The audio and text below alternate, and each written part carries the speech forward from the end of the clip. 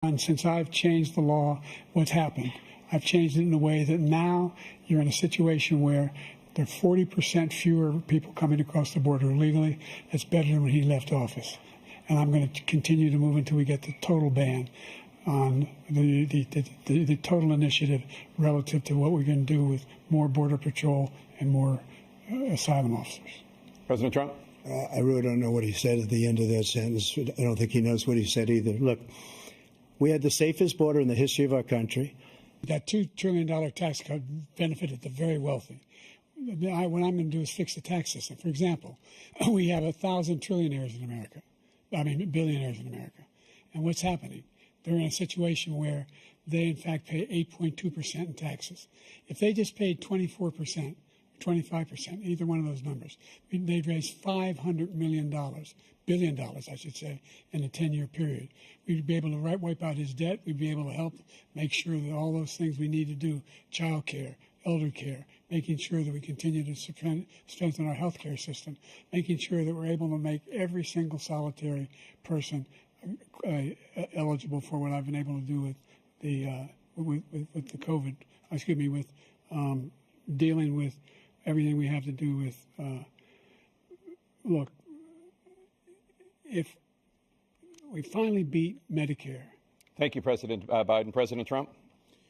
Well, he's right. He did beat Medicare. He beat it to death, and he's destroying Medicare because all of these people are coming in. They're putting them on Medicare. They're putting them on Social Security. They're going to destroy Social Security. This man is going to single-handedly destroy Social Security. As far as the abortion is concerned, it is now back with the states. The states are voting. In many cases, it's frankly a very liberal decision. In many cases, it's the opposite. But they're voting, and it's bringing it back to the vote of the people, which is what everybody wanted, including the founders, if they knew about this issue, which, frankly, they didn't. But they would have. Everybody wanted brought back. Ronald Reagan wanted it brought back. He wasn't able to get it. Everybody wanted it brought back, and many presidents had tried to get it back. I was the one to do it. And again, this gives it the vote of the people, and that's where they wanted it. And just 1 second, he said we killed 3 people. The people we killed are al-Baghdadi and Soleimani, the 2 greatest terrorists, biggest terrorists anywhere in the world. And it had a huge impact on everything, not just border, on everything. He's the one that killed people with the bad water, including hundreds of thousands of people dying and also killing our citizens when they come in. We are living right now in a rat's nest. They're killing our people in New York, in California, in every state in the union because we don't have borders anymore. Every state is now a border. I went to the World War II cemetery, World War I cemetery he refused to go to. He was standing with his 4-star general, and he told me, he said, I don't want to go in there because they're a bunch of losers and suckers. My son was not a loser, was not a sucker. You're the sucker. You're the loser. President Trump? First of all, that was a made-up quote, suckers and losers. They made it up. It was in a third-rate magazine that's failing, like many of these magazines. He made that up. He put it in commercials. We've notified him. We had 19 people that said I didn't say it. And think of this. Who would say I'm at a cemetery or I'm talking about our veterans? Because nobody's taken better care. I'm so glad this came up, and he brought it up. There's nobody that's taken better care of our soldiers than I have. To think that I would, in front of generals and others, say suckers and losers. We have 19 people that said it was never said by me.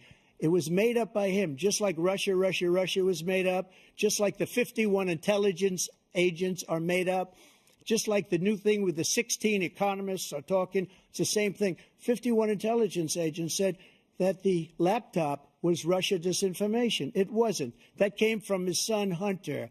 It wasn't Russia disinformation. He made up the suckers and losers, so he should apologize to me right now. 4-star general standing to your side who was on your staff who said you said it, period. That's number one. And number two, the idea that I have to apologize to you for anything along the line. We've done more for veterans than any president has in American history. The crimes that you are still charged with, and think of all the civil penalties you have. How many billions of dollars do you owe in civil penalties for molesting a woman in public, for doing a whole range of things, of having sex with a porn star on the night while your wife was pregnant? I mean, what are you talking about? You have the morals of an alley cat. Give you a minute, sir. I didn't have sex with a porn star. And the idea that he's talking about all this being fabricated. We saw with our own eyes. We saw what happened on January 6th. We saw the people breaking through the windows. We saw people occupying his own vice president. Look, there's a reason why 40 of his 44 top cabinet officers refused to endorse him this time. His vice president hasn't endorsed him this time. So why?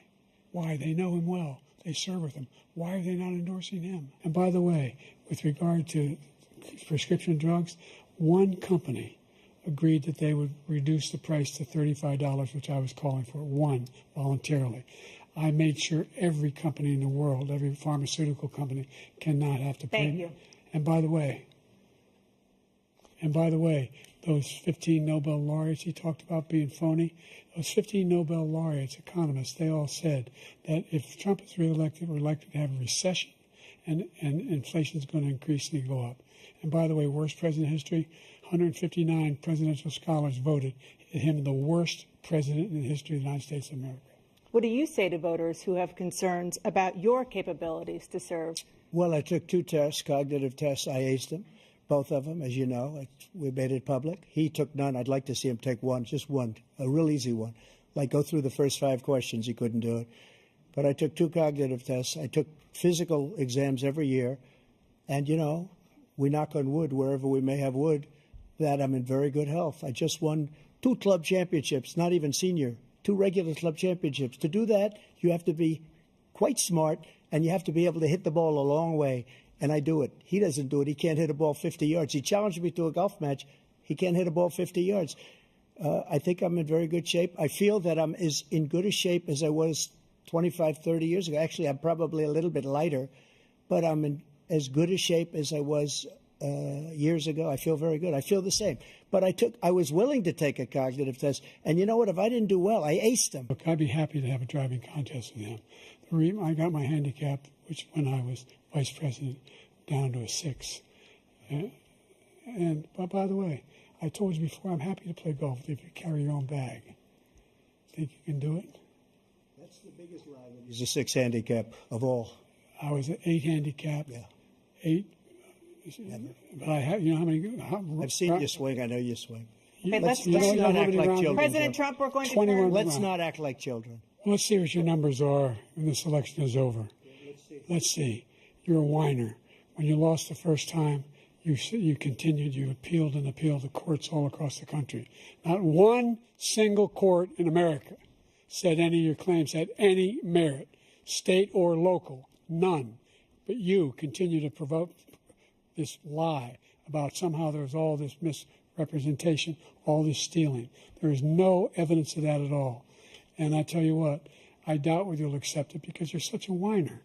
The idea if you lose again, you accepting anything, you can't stand the loss. Something snapped in you when you lost the last time.